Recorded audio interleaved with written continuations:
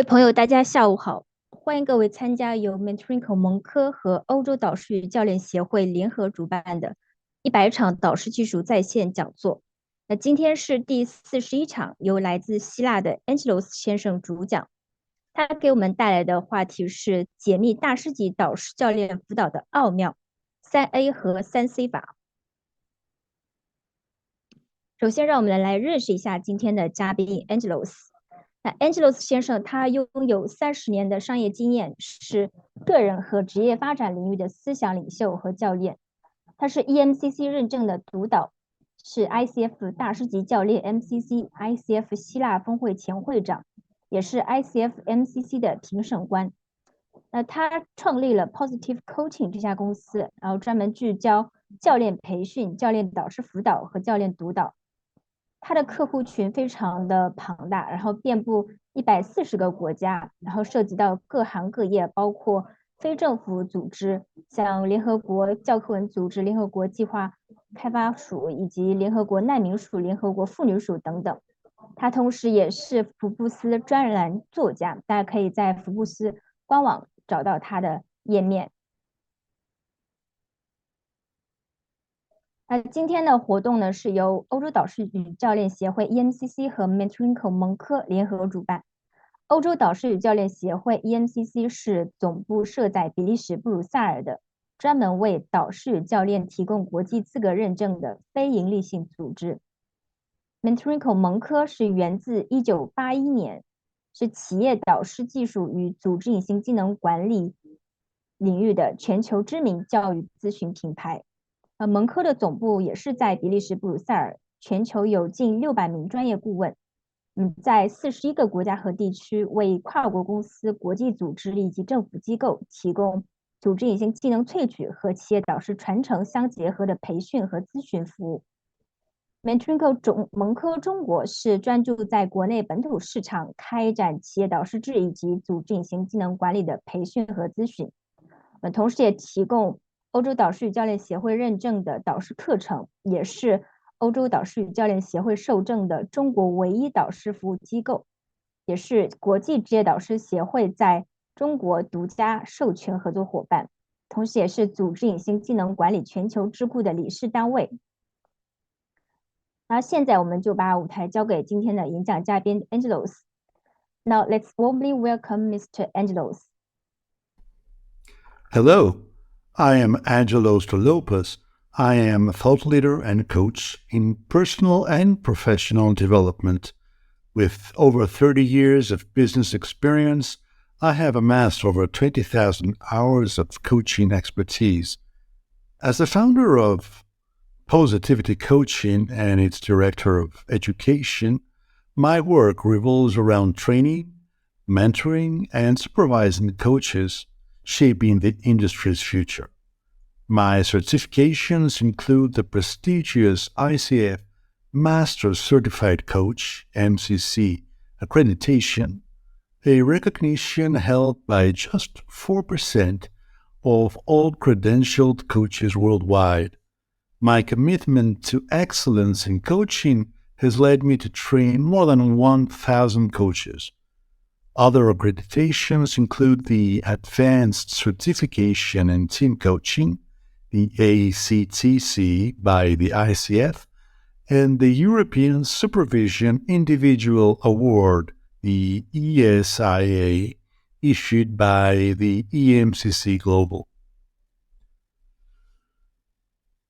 My diverse client portfolio spans 140 countries in 6 continents and includes C-suite executives and VPs in industries such as pharma, tech, F&B, food chains, tobacco, luxury brands, insurance, and international non-governmental organizations like ILO, UNDP, UNHCR, UN Women.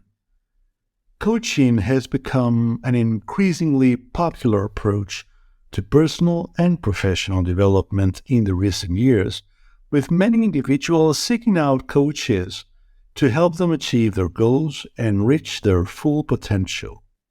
However, Effective coaching requires more than just a desire to help others.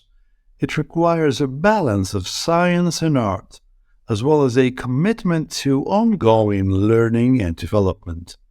In this conversation, we will explore the AAA and the CCC coaching methods, which provide a framework for achieving this balance and connecting with oneself, the client, and the systems involved in the coaching process. We will also discuss the importance of ongoing learning and development, as well as the ethical considerations that coaches must be aware of. To become a masterful coach, it is crucial to balance the science and the arts of coaching. One approach to achieve this is through the practice of AAA coaching. Let's explore this method further.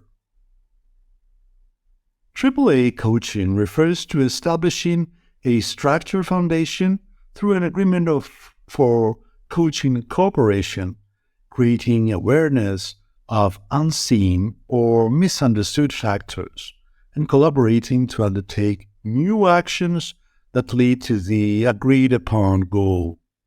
It is important to maintain this standard to ensure effective coaching. The first A is agreement. Coaching begins with the establishment of an agreement, which ensures coach and client alignment on the purpose, the value, and the expectations of the coaching relationship. This is the cornerstone of the coaching relationship. And without a properly established foundation, self-accountability cannot be achieved. The second A is awareness. Creating awareness is crucial in coaching, as it involves observing and perceiving a problem or situation and naming it. This leads to acquiring knowledge and understanding, which is essential for taking effective action. Without awareness, any action taken will be ineffective. The third A is actions. Actions should arise from a previously unavailable field of knowledge to ensure the best outcome for the client. It is important to remember that coaching should not skip from the foundation to actions without creating awareness first. By adhering to the standard of AAA coaching, coaches can effectively guide clients toward their goals. As a professional coach, it is important to perform well in all competencies. However, there are 3 key steps that are particularly crucial. Let's delve deeper into why we emphasized the importance of the agreement earlier and now shift our focus to actions. It is a fundamental principle of coaching that every coaching session should result in actions. If no actions emerge from the session, then it was not coaching, but rather just a conversation. It is not negotiable. Actions must be aligned with the agreement established at the beginning of the coaching relationship. But creating actions without first building awareness is not effective coaching. We need to first create awareness and then design actions, as this creates new fields of knowledge and leads to meaningful progress. Although this might sound strict, it is essential to focus on all 3 pillars of AAA coaching to achieve success at the highest level. Our level of artistry as coaches is what differentiates our performance and sets us apart from one another. That's where CCC coaching comes in, taking coaching to a level of mastery. The first pillar of CCC coaching is connecting with the self, which involves becoming self-aware and understanding the factors that influence us. This allows us to consciously use and develop ourselves in service of the coaching process. The second pillar is connecting with the client, which involves understanding and working with the layers of relationship that exist in the coaching process. The third pillar is connecting with the system, which encompasses everything involved in the coaching process, including the coach, the client, and the client's environment. By focusing on these three pillars, we can elevate our coaching to a higher level of mastery, delivering even greater value to our clients.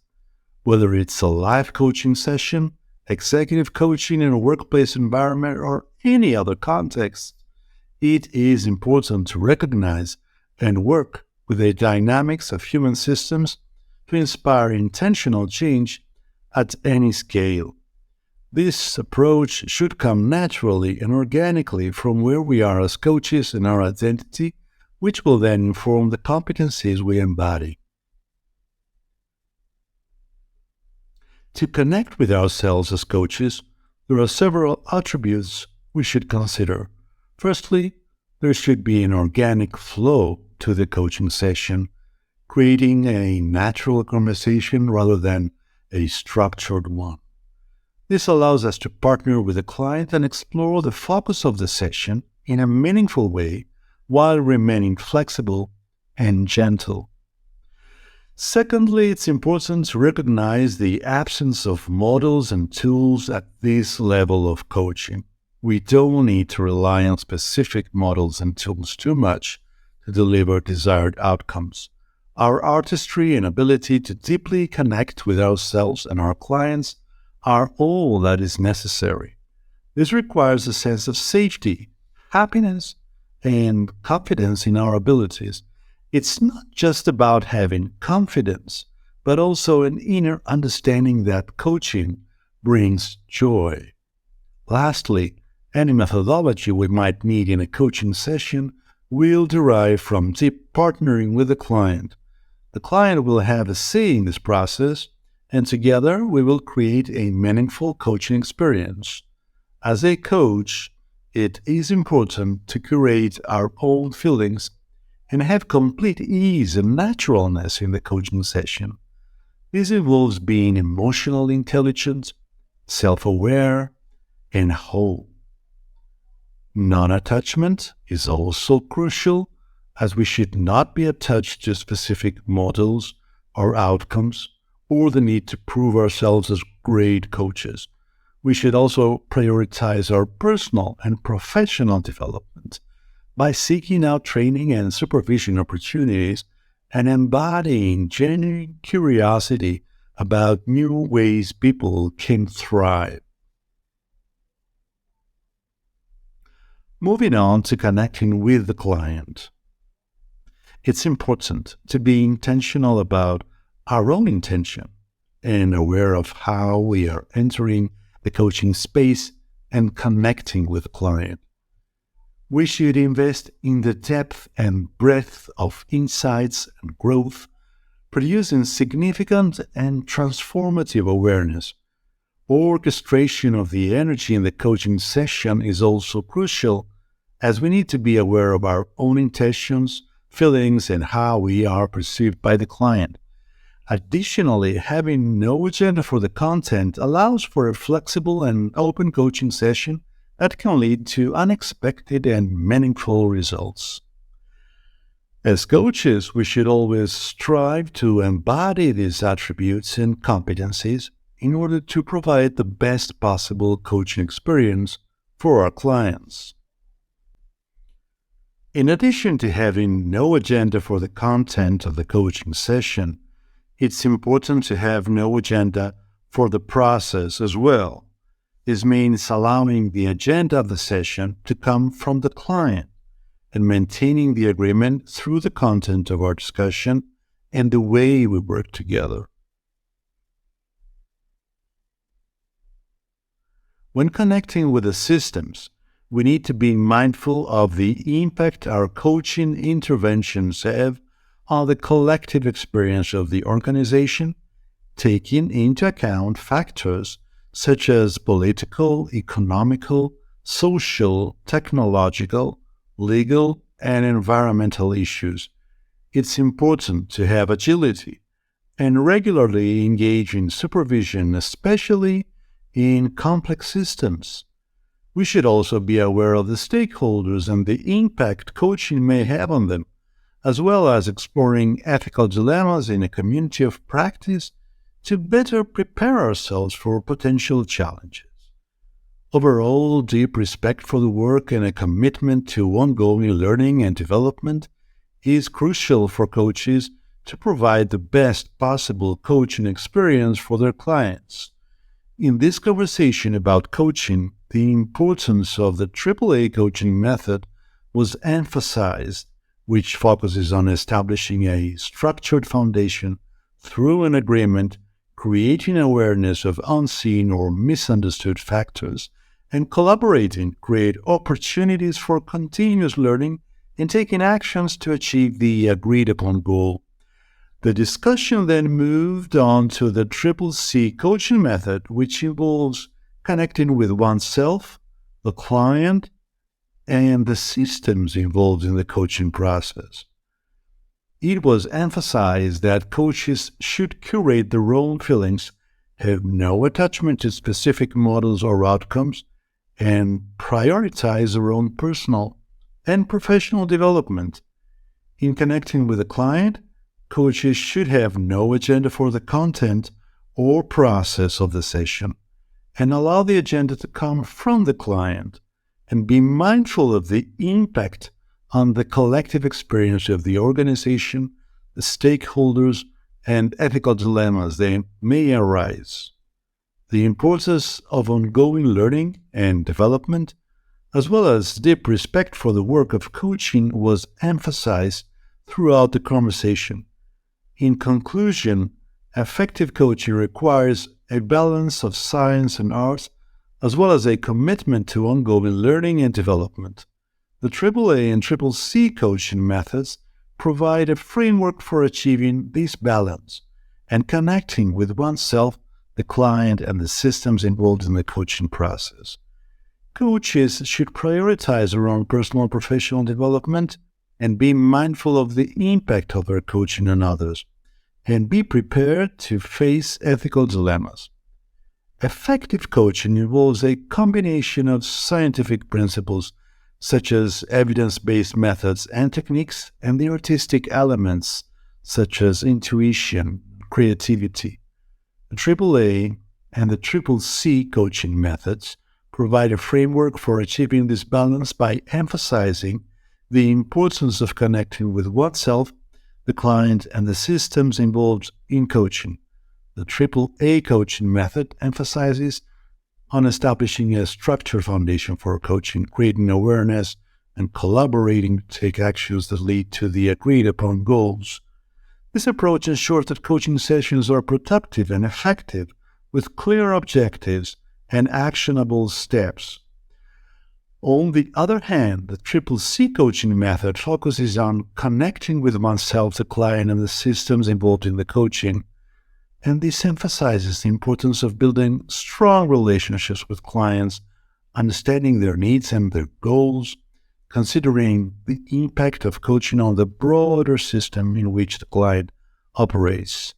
To be effective, coaches must also prioritize their ongoing learning and development. This may involve continuing education and training, engaging in regular supervision and self-reflection, and staying up to date on the latest developments and trends in this scientific field. In addition, coaches must be mindful of the ethical considerations involved in coaching, including maintaining confidentiality, avoiding conflicts of interest, and respecting the autonomy and well-being of the clients. Next steps for coaches may include seeking out further study and training opportunities, engaging in regular supervision and self-reflection, and staying up to date on ethical considerations and best practices in coaching. By continuously improving their practice and upholding ethical principles, coaches can make a meaningful difference in the lives of their clients and contribute to the growth and development of the coaching profession. Coaching is unexpectedly different from anything else. It is a unique profession that differs from many other fields. It is a process of unlocking an individual's potential and helping them to achieve their goals through a collaborative partnership. It is a client-centered process that empowers individuals to identify their strengths and their weaknesses, create an action plan, and work towards achieving their objectives. What makes coaching different from other professions is the level of collaboration and partnership that exists between the coach and the client.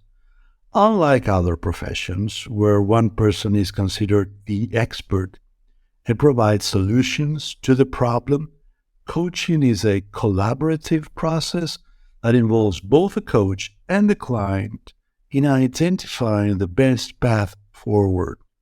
The coach provides a supportive and non-judgmental space for the client to explore their thoughts, feelings, and beliefs, and work towards creating a plan that is tailored to their specific needs.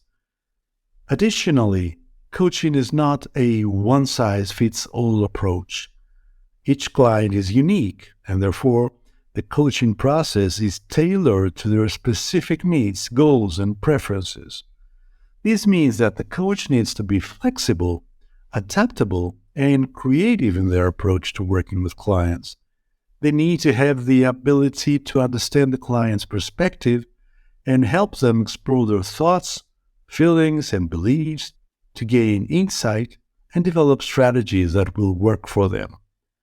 Finally, coaching is different from other professions in that it focuses on the future rather than the past.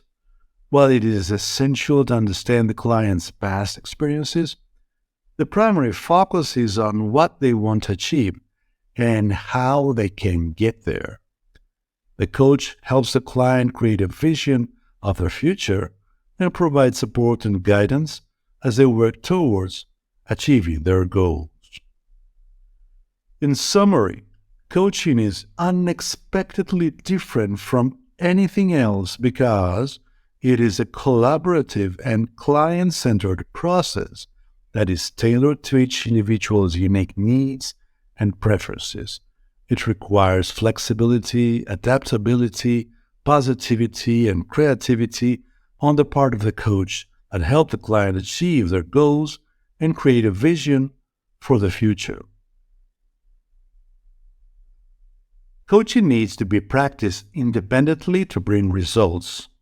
Because it is a unique profession that requires a lot of practice to bring about results. Unlike many other professions, coaching does not rely on external factors such as resources, tools, or technologies to produce results. Instead, the success of coaching depends on the coach's ability to engage with the client, ask insightful questions, and provide a supportive environment that encourages personal growth and development. To become an effective coach, it is important to practice independently. This means setting aside time to reflect on coaching sessions, identifying areas of strengths and weaknesses, and actively seeking out opportunities to improve. Independent practice allows coaches to develop their own coaching style, refine their communication skills, and gain a deeper understanding of the unique challenges and opportunities of coaching in different contexts. Independent practice also helps coaches to build confidence in their abilities and to develop a sense of autonomy in their work. Rather than relying on external guidance or validation, coaches who practice independently are able to take ownership of their work and approach each coaching session with a sense of purpose and direction. In order to practice independently, coaches should seek out opportunities for ongoing learning and development. This may include attending conferences, participating in workshops or training programs, seeking out mentorship or supervision, or engaging in self-directed study. By continuously learning and growing, coaches can stay up to date on the latest coaching techniques and approaches, while also developing their own unique perspectives and insights. Ultimately, coaching is a profession that requires a high degree of self-awareness, self-reflection, and ongoing practice to bring about meaningful results. By committing to independent practice and ongoing learning, coaches can build their skills, develop their own coaching style, and make a positive impact on the lives of their clients. Coaching requires to frame the competency and the intention. Because it is a complex process that requires multiple elements to be successful. The first important element is the frame, which provides a structure and context for the coaching relationship. This includes defining the goals of the coaching engagement, the roles and responsibilities of both the coach and the client, the timeline and duration of the coaching sessions, and any other relevant parameters. The second element is the competency of the coach. Coaches must possess a variety of skills and knowledge to effectively guide clients towards their goals. These competencies include active listening, thoughtful questioning, empathy, goal setting, and accountability, among others. Without these competencies, a coach may struggle to provide valuable guidance to clients. Lastly, coaching requires the intention of both the coach and the client. The coach must have a genuine desire to help the client succeed and be willing to put in the time and the effort required to facilitate their growth. The client must also be motivated and committed to achieving their goals and open to receiving feedback and guidance. All three of these elements must be present and well developed for coaching to be effective. Without a clear frame, developed competencies, and strong intentions, coaching may not produce their desired results. As such, it is important for coaches to continually work on improving these elements through ongoing education, training, and self-reflection. Coaching is an exercise of humbleness because it requires the coach to set aside their own ego and agenda and focus solely on the needs and goals of the client. A good coach recognizes that they are not there to provide solutions or answers, but rather to guide the client towards discovering their own solutions and insights. In order to be effective, coaches must be humble and recognize that they are not the experts in the client's life situation.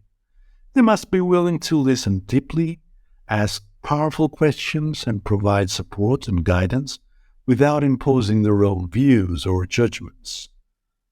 Modesty also means acknowledging the limits of one's own knowledge and expertise.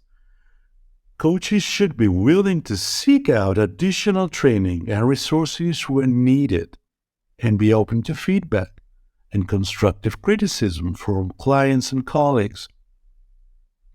By practicing modesty, coaches create a safe and supportive space for clients to explore their thoughts and feelings, take risks, and make meaningful progress towards their goals.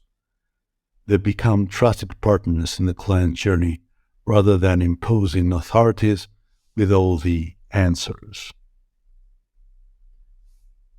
Coaching is an ambassador of radical hope.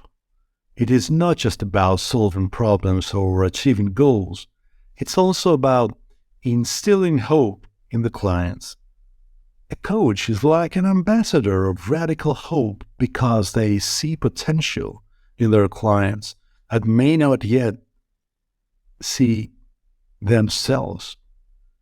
They believe in the possibility of change and growth, and they help their clients to envision and realize that change. As an ambassador of radical hope, a coach helps their clients to shift their mindset from a place of fear, doubt, and uncertainty to a place of possibility, courage, positivity, and optimism. They create a safe and supportive space for their clients to explore their fears and limiting beliefs and then help them to reframe their thinking and develop a new perspective on their situation. Coaching is an exercise of modesty in that the coach does not assume that they know what's best for the clients. Instead, they approach each coaching session with an open mind and a willingness to listen and learn from their clients. They recognize that their clients are the experts in their own lives and that the role as a coach is to facilitate the client's self-discovery and growth.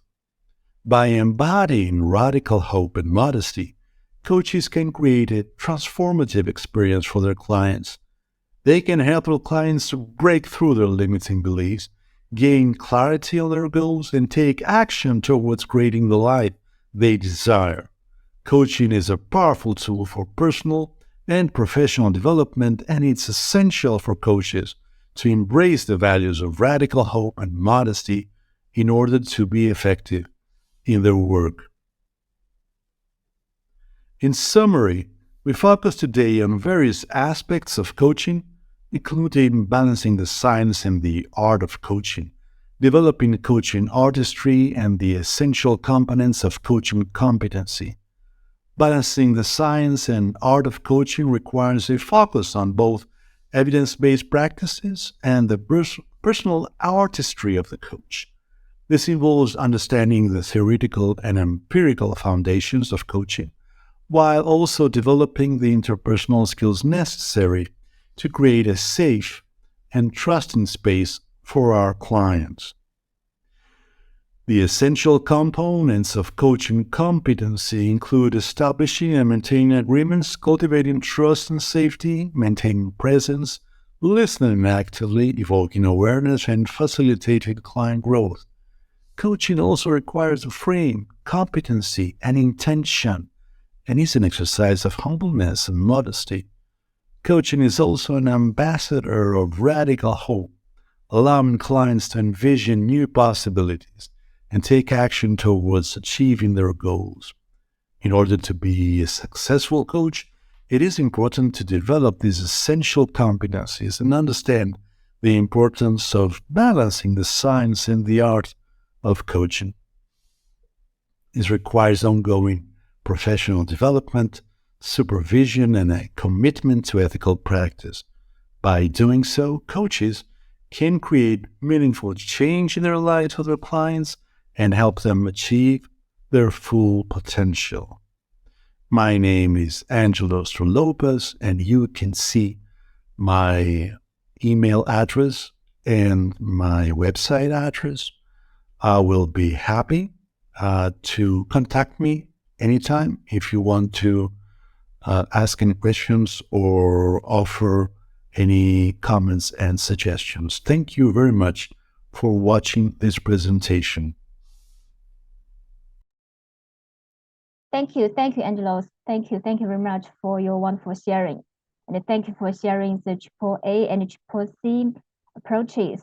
And I especially like your metaphor, the metaphor that coaching is an ambassador of radical hope. It's very inspiring. Thank you. And now we come to the Q&A. And if you have any questions, you can just unmute and answer the questions or put them in the chat box. 那非常感谢我们 Angelos 先生刚才精彩的分享。那现在我们进入问答环节，大家有问题的话，现在可以直接提问。Hi Angelos, we collected some questions from the audience on different platforms, and I will put them in the chat.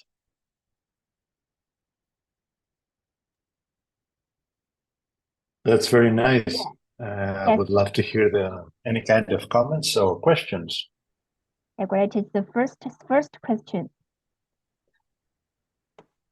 Can you introduce some methods of connecting with self, the client, and the system?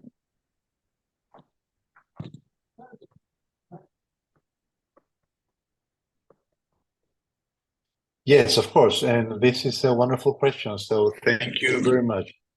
I think we have to go back to the slides and see each item and how to approach that. I think the first step as always, is self-reflection or engage in a reflective process together with the coaching supervisor. That will be very helpful so that you will understand where you are and where you need to go in with regards to the specific goal each time. For example, one of the items was to have an organic flow, which means to have a conversation, a coaching conversation, which does not really sounds like being a mechanical conversation, a question where you are ticking the boxes, something that feels like a free flow when you are very flexible, when you are with the client and in that particular moment. And that usually appears like it's not even a coaching conversation for the client. And however, at the same time, it serves the client at its best. And I think maybe I don't know if that example is helping you understand the method of that. But I think in every single item, you had to prioritize and become more knowledgeable and then put that into practice. For example, if you take another one of the items that were displayed in the slides, it was about not having an agenda with regard to the process itself. So maybe that may come as a shock for times when we are feeling comfortable in using a very specific tool or method and model that we like to use in a coaching session. So how would that feel if you have to abstain yourself from doing that, from falling back into that place? Maybe a good idea to understand this is in the context of the work of Dave Meginson and David Clutterbuck. I'm referring to the coach maturity. So that means becoming more and more capable of not having to use or rely on any specific tools, models, or even coaching philosophy, and doing something instead that is being completely surfacing out of the conversation itself and out of the client, and asking the client to work with you in deciding not just where to go, but how to get there in the context of the conversation. Hope these are helpful. And ready. If we are ready, we can move to next question.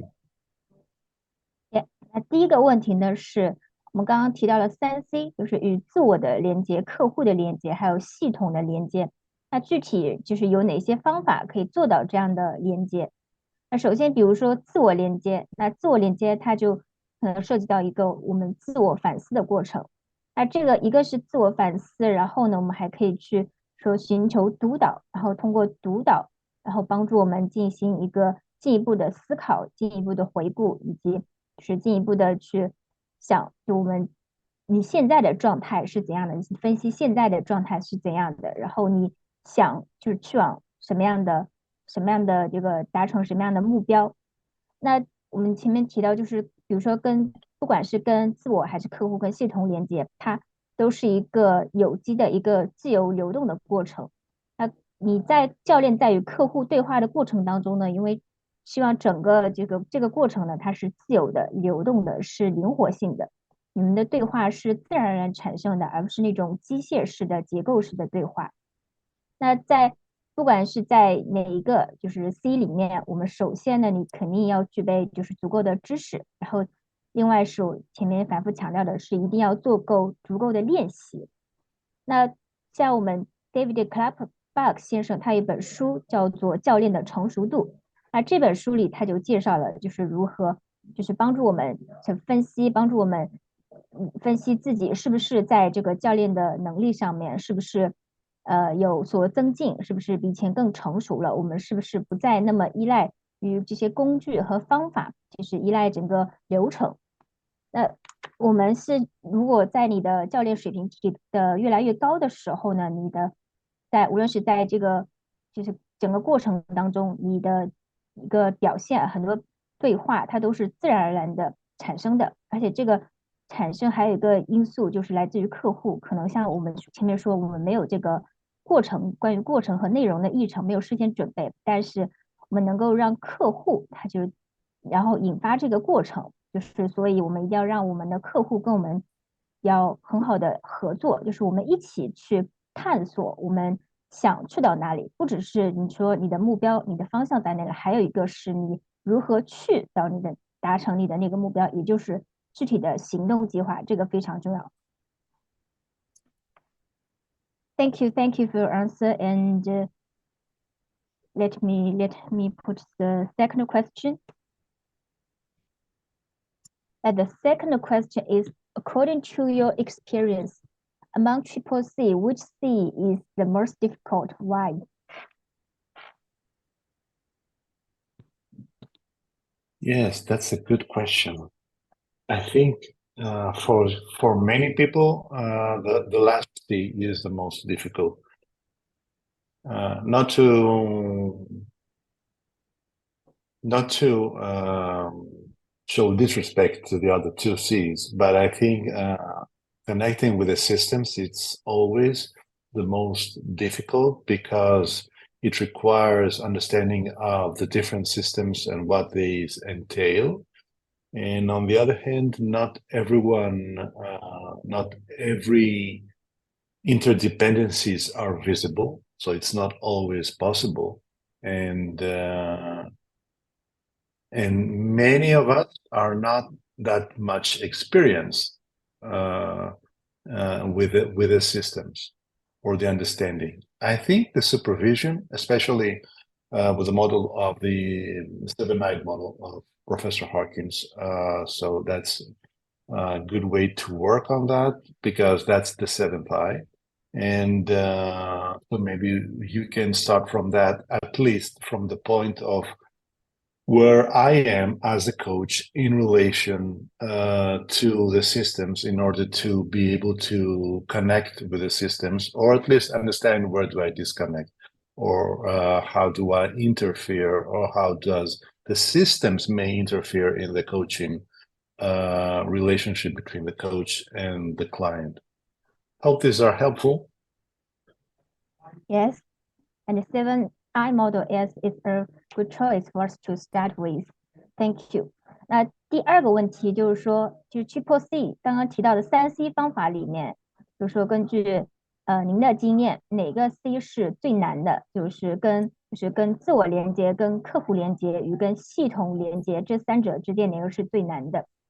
那我们 Angelos 先生他认为是第三个跟系统连接是最难的，因为首先你要理解就是我们有很多不同的系统，然后这个系统里面因为比如说涉及到教练组织、客户组织，然后里面可能还涉及到督导组织，就是里面涉及的这个其实利益相关者比较的多，比较的繁杂，然后里面可能有些关联就是也是比较复杂，也需要我们去理清。那一个就是比较建议的方法是，就是我们可以就是跟系统连接这方面，我们可以去采用那个7只眼的模型，就是7只眼的督导模型。那这里面也就是帮助我们就是知道就是在整个督导里面，就比如说我是一名客户，那我与这个系统我们现在的关系，我跟这个系统的连接情况是怎样的，就是我跟它的连接程度是怎样的，在哪些方面就是连接的比较好，然后在哪些方面就是还没有连接的足够好，或者是还没有就是产生一个连接。然后你再去思考，就我如何去从中可能就是施加我的这个教练干预，然后也去思考这个系统在这整个过程当中，它对我的教练也会产生什么样的影响。就是大家可以做这样的尝试，这样的实践。Thank you for your answer. And we have the third question. Thank you very much. How to prepare for each session without content or plus agenda? Yes, thank you very much. That is a wonderful question. Um, th- how intriguing is that? Because that question itself somehow implies that you have to prepare yourself as if a coach which is experienced is not being prepared through all these years of experience and practicing and studying and reflecting and working with colleagues and receiving train, maybe sometimes delivering train. I think all these are your preparation. And not to mention that as a person, you the way that you are as a person somehow characterizes or defines the way that you coach. So you should also take care of your own self in general in order to be prepared for whatever may come and whatever may surface. So I think that is enough preparation. I think, if you allow me, the paradox here is that the best preparation for each session, without content process and agenda, is not to prepare at all, because you are always prepared for that. You are in a constant state of being ready and being fit for purpose and being available for any kind of coaching conversation. So I think this is the best service that you can offer to a coaching client, not to be prepared in the sense that you are predetermined or predefined, or you have already make some decisions beforehand of what is going to happen and how are you going to manage or behave, which in itself holds some kind of bias and blocks you from what, if we had a conversation here. So the invitation is to reflect if you are, what would be overly prepared if you allow yourself to have this terminology. So what would be overly prepared? And if there is a continuum between being overly prepared and being not enough prepared, where you are each time in this preparation continuum. And I think this will allow you to experiment a little bit, so you will become more sufficient in not having any kind of predetermined position that will somehow define your attitude and your decisions and the way that you will position yourself and have the conversation and want to reach the outcome and have a specific understanding, a box, as we say. So another analogy is not to be prepared for each session is doing coaching out of the box. Hope this Thank you. helps. Yeah, a great good answer, I think. 第三个问题是我们前面提到，就是教练在做每次跟客户进行会议之前呢，他是不需要就是有这个内容的议程，也不需要有这个过程的议程。那第三个朋友的问题是那既然你既没有这个内容的议程，也没有过程的议程，那你该如何去就为每次这次教练会议去做准备？那 Angelos 先生的回答其实是没有准备就是最好的准备，因为一方面我们其实我们在做教练之前，我们其实因为我们一方面我们有多年的这个工作经历经验，然后一方面还有我们也接受了足够多的这个相关的培训，我们还进行了这么多的学习和发展，然后我们在这个过程当中也积累了很多的思考。事实上这样的积累已经帮助我们去准备好去应对每次的教练会议，包括我们作为人，然后在这么多年的生活经验，也帮助了我们积累的很多的素材，也帮助我们知道我们如何作为教练，我们在这个过程当中该如何首先让自己保持一个比较好的状态。所以说，如果说你事先在每次会议之前想哎，我这次可能会遇到什么问题，那我应该做什么样的准备？我应该去可能是怎么去应对这个问题呢？我应该去做怎样的回答？你可能会想着，哎呀，我要给自己定一个目标啊之类的。但其实不需要，因为这些想法它可能事先在你的脑海里会让你形成一个先入为主的观念，它会让你产生一些偏见，然后让你在做这个教练指导的时候，可能就限制了你的这个想法限制了你这个整个思路。所以说，我们提倡的是你不需要刻意的去做任何准备，就是没有准备就是最好的准备。Thank you, Angelos, for your great answers. I think that's enough for all today's questions. Thank you. Thank you very much. Thank you. Thank you. And I think that's all for today's webinar. And thank you again. Thank you for accepting our invitation to be our speaker. It's a great pleasure to have you here. Thank you. Thank you very much. And in EMCC China and EMCC Global for providing this opportunity. I'm happy and will be very fortunate to know that the people who are viewing this webinar in the different platforms are getting something out of that. And hope that if there's one thing that they can keep, I hope they can keep the coaching out of the box. Thank you very much.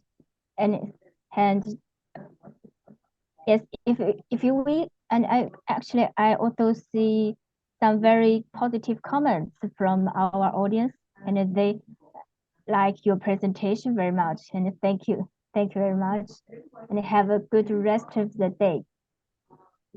You too. Bye bye. Thank you very much. Thank you. Bye bye.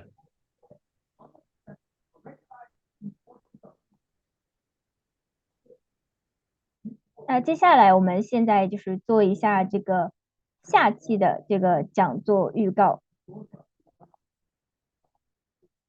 我们下一期的讲座是由来自美国的 Mindy 博士，他给我们带来的话题是未来领导力赢在对话。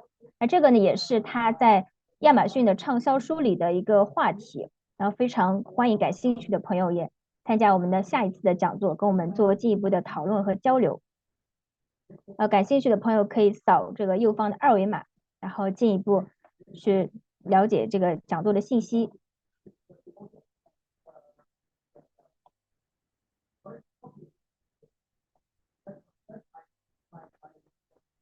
因为这是我们近期活动的一个预告，是在5月7号，也就是下周的周日，然后下午我们将举办一次针对商学院 MBA 职业导师的一个交流沙龙。因为我们知道很多知名的商学院它都有一个导师计划，那为了就是提升商学院这个 MBA 职业导师的辅导效果，也去帮助我们的 MBA 同学然后更快更好的成长。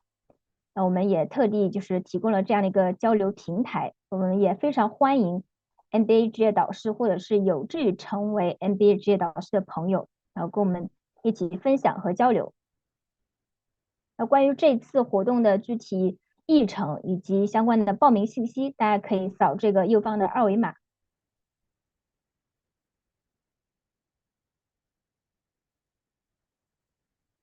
另外是我们即将也是下个月的5月12号，我们即将开启新一期的我们国际职业导师认证课程。那感兴趣的朋友可以就是扫这个屏幕上的二维码，然后去了解这次活动的具体信息。然后目前呢，这个活动因为还有半个月的时间，然后我们预留了一些优惠的名额，然后大家可以就是快速的可以联系到我们，然后这个优惠也是限时的，所以就是先到先得。那关于这个国际职业导师认证，然后这个导师认证是在全球140多个国家通用的，是我们就是欧洲导师与教练协会然后授权认证的。关于这个导师，然后大家可能会对这个导师的有什么特点可能有一些疑问。我们导师呢有这样的就是5个特点。首先第一个就是我们的导师要帮助学员选对方向，做对事情，只有导师帮助学员明确发展方向以后，才能够去激励学员挖掘他的无限潜能，让他快速有效的达成目标。那第二个特点是，我们的导师在帮助学员就是达成目标的过程当中，这个过程不仅是仅仅是一个事务性的完成的推进的过程，它也是一个导师帮助学员提升能量状态的过程。第三个是导师可以帮助学员去发现并激活他身边的一个外在资源，同时还有他的内在的资源。这个内在资源是我们很多人可能没有发现的，其实是我们可以很好的利用的，可以帮助我们的。第四点是我们的导师辅导成果是可以被量化的，就是你在导师辅导过程的一开始，你设定了一个 KPI、KBI 或 ROI，那这个数据呢都是可以被有效的，这个指标都是可以被计量和比较的。最后一个也是我们的一个特色，就是我们导师他会具备一个组织隐形技能萃取这样的技能，就懂得隐形技能的萃取。那这样导师他不仅可以向学员去传承自己的经验和智慧，还可以去萃取就是他人的技能、经验、智慧，然后再传承给学员。我也非常欢迎大家加入我们这个国际职业导师认证的大家庭，让我们一起开启一个没有天花板的事业。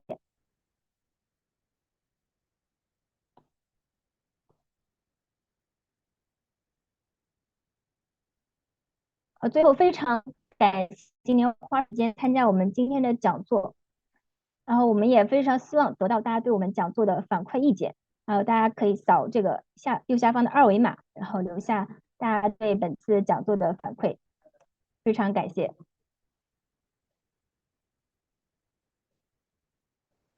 非常感谢大家参加今天的讲座，我们下期再见。